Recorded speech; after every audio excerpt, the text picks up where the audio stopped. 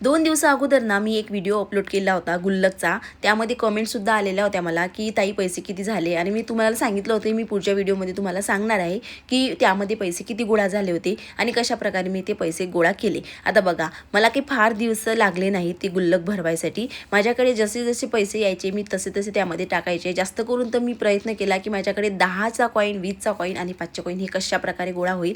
जेव्हाही भाजीपाले काका यायचे ना, त्यांनी ₹2 ₹1 दिल्यापेक्षा ना मला ना जेव्हा जास्त माझे पैसे व्हायचे काकाकडे त्यावेळेस काय करायची मी त्यांना कॉईनच मागायची 10चा 20चा.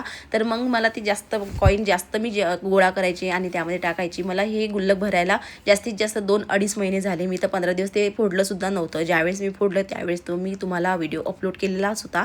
तर यामध्ये कॉईन पैसे झाले होते जमा गुल्लकमध्ये ₹3100 आणि ही खूप जास्त किंमत आहे असं मला वाटते. तुम्ही सुद्धा नक्की ट्राय करून बघा. 2-2.5 महिन्यामध्ये तुमचे सुद्धा इतके पैसे होऊन जाईल. बाय.